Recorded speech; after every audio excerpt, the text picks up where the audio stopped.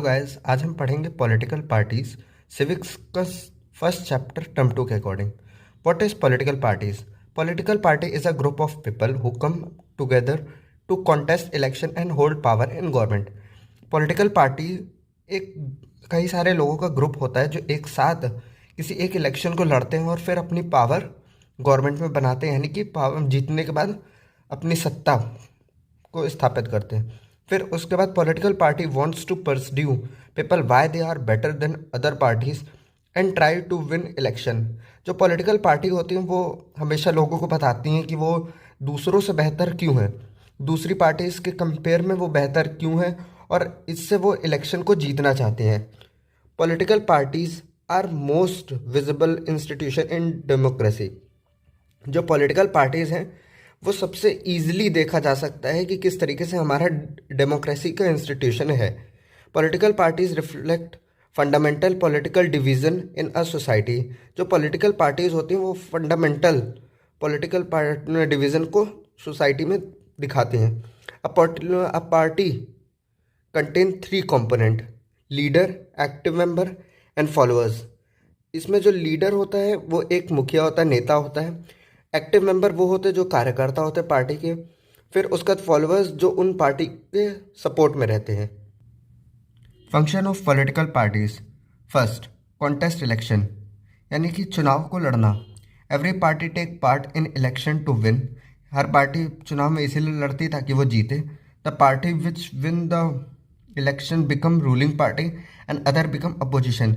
जो पार्टी चुनाव में जीत जाती है वो तो रूलिंग पार्टी बन जाती है और जो चुनाव हार जाती है वो अपोजिशन पार्टी बन जाती है।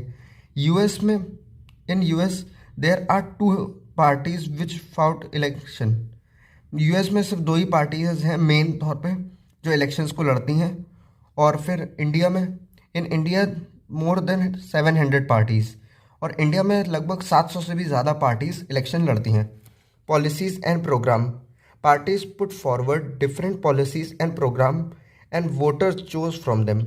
जो पार्टीज होती हैं वो बहुत सारे अलग अलग तरीके के प्रोग्राम और पॉलिसीज़ को वोटर्स के सामने रखते हैं और वोटर्स उसमें से चुनते हैं। जैसे कि कई पार्टीज धर्म को लेके चुनाव लड़ती हैं, कुछ विकास को लेकर लड़ती हैं, कुछ पर्यावरण के लिए लड़ती हैं, और डिफरेंट डिफरेंट पॉलिसीज़ लोगों के सामने रखी जाती हैं। फिर थर्ड है making laws. Political parties play a decisive role, यानी कि बहुत important role in making law for country और state. Law are debated and then pass in legislature. जो पॉलिटिकल पार्टीज होती हैं वो बहुत ही ज़्यादा इंपॉर्टेंट रोल प्ले करते हैं लॉ को बनाने के लिए, फिर चाहे वो कंट्री के लिए बने चाहे वो स्टेट के लिए बने। और इन लॉ को हम लोग डिबेट करते हैं, बात करते हैं, और पास हम लोग राज्यसभा या फिर लोकसभा में पास करते हैं। अगर लोकसभा में पास कर रहे होते तो वो लॉ पूरे कंट्री के लिए बन रहा होता है, और अगर राज्यसभा में पास होता है तो वो किसी एक पर्टिकुलर स्टेट के लिए बन रहा होता है। चुनाव जीतने के बाद जो पार्टीज होती हैं वो अलग अलग नेताओं को ट्रेन करती हैं कि किस सेक्टर में वो ज़्यादा अच्छे से काम करेंगे, और उसी हिसाब से उनको उस सेक्टर का मिनिस्टर बनाया जाता है। जैसे कि हेल्थ सेक्टर में अगर कोई मिनिस्टर अच्छे से काम करेगा तो उसको हेल्थ मिनिस्टर, कोई एजुकेशन सेक्टर में अच्छे से काम करेगा तो उसको एजुकेशन मिनिस्टर, कोई खेल में तो उसको खेल मिनिस्टर। इस टाइप में अलग अलग काम के लिए अलग अलग नेताओं को चुना जाता है। फिफ्थ है role of opposition. The parties that lose the election play the role of opposition. They voicing different views and criticize government for their failures. जो पार्टीज चुनाव हार जाते हैं वो अपोजिशन का रोल प्ले करने स्टार्ट कर देते हैं, और अलग अलग चीज़ों पे उनका काम होता है कि वो अलग अलग चीज़ों पे आवाज़ उठाएं, और फिर अगर कोई गवर्नमेंट का काम खराब हो रहा है तो उसके फेलियर्स को वो पब्लिक के सामने रखें और उन्हें क्रिटिसाइज करें। Shape public opinion: parties have lakhs of member across countries. ये जो पार्टीज होती हैं उनके लाखों से ज़्यादा वर्कर्स होते हैं, मेंबर्स होते हैं, एक्टिव मेंबर्स होते हैं पूरे देश में। They launch movements for resolution of problem faced by people. वो एक मूवमेंट्स को लॉन्च करते हैं ताकि वो जो सेंट्रल गवर्नमेंट है, स्टेट गवर्नमेंट है, उनकी नज़र लोगों की उन प्रॉब्लम्स पे जाए जिनको वो नज़रअंदाज कर रहे थे।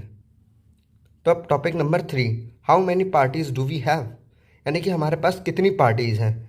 मोर than 750 parties are registered by election commission of India, यानी कि भारत में 750 से भी ज़्यादा पॉलिटिकल पार्टीज इंडिया में है।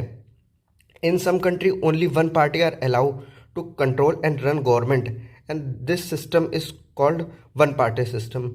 कई सारे देशों में सिर्फ और सिर्फ एक ही पार्टी को अलाउ किया जाता है कि वो चुनाव लड़े और फिर वही पार्टी चुनाव जीतनी है, और इस सिस्टम को कहा जाता है वन पार्टी सिस्टम। एग्जाम्पल है China. In some country there are two main parties, such system is called two party system. For example UK and US etcetera.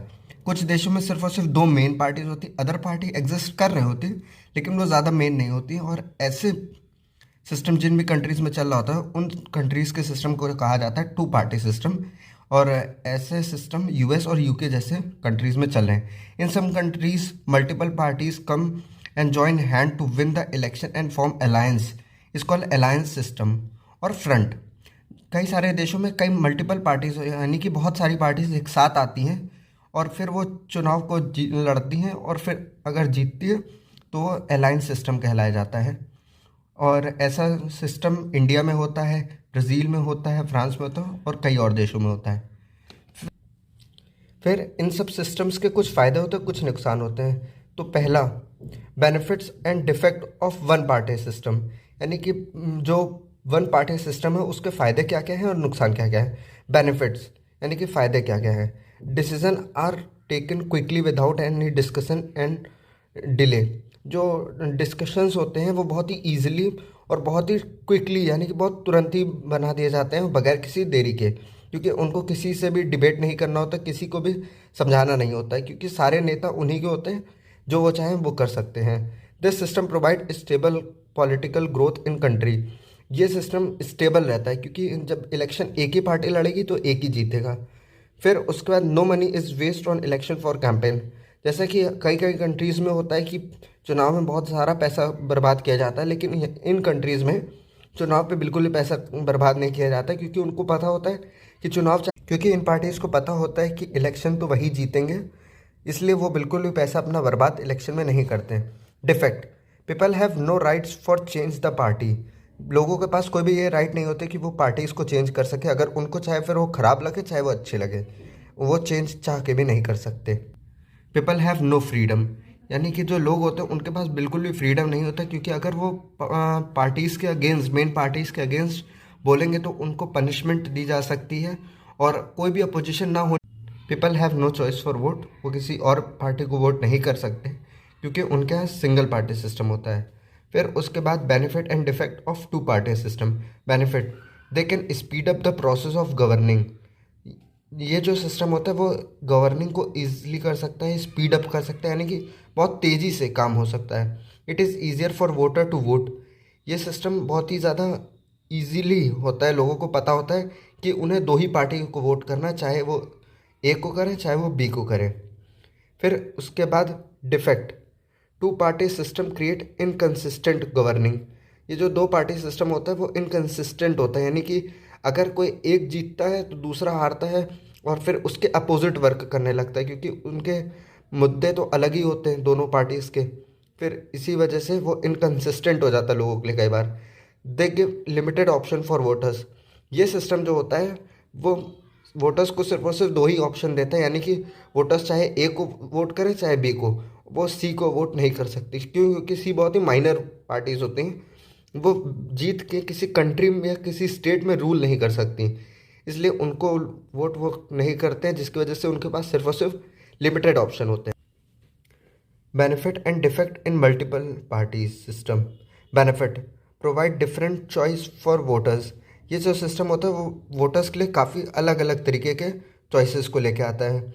For vast and diverse country multiple party system is best. जो बहुत बड़े देश होते हैं और बहुत ज़्यादा diverse country होती है, यानी कि अलग अलग तरीके के स्पिरिचुअल और रिलीजन को फॉलो किया जा रहा होता है, उन कंट्रीज़ में मल्टीपल पार्टी सिस्टम सबसे बेस्ट होता है। डिफेक्ट्स, मल्टीपल पार्टी सिस्टम के डिफेक्ट्स क्या है, प्रॉब्लम क्या है। इट में लेड टू करप्शन। इस पार्टी सिस्टम में करप्शन हो सकता है। दे कंट्री में फेस पॉलिटिकल इंस्टेबिलिटी। जो कंट्रीज़ होती हैं उनको भी पॉलिटिकल इंस्टेबिलिटीज़ को फेस करना पड़ता है, क्योंकि इन 5 साल तो कोई और पार्टी होगी, फिर अगले 5 साल कोई और, फिर उसके बाद कोई और, यानी कि कोई स्टेबल नहीं होगा। कोई एक या दो पार्टीज़ नहीं होंगी, हर बार अलग अलग पॉइंट ऑफ व्यू वाली पार्टीज़ आएंगी और अलग अलग पार्टीज़ कंट्री में रूल करेंगी। तो ये था पॉलिटिकल पार्टीज़ की स्टार्टिंग के 3 टॉपिक। मिलते हैं अगली वीडियो में। Thank you for watching.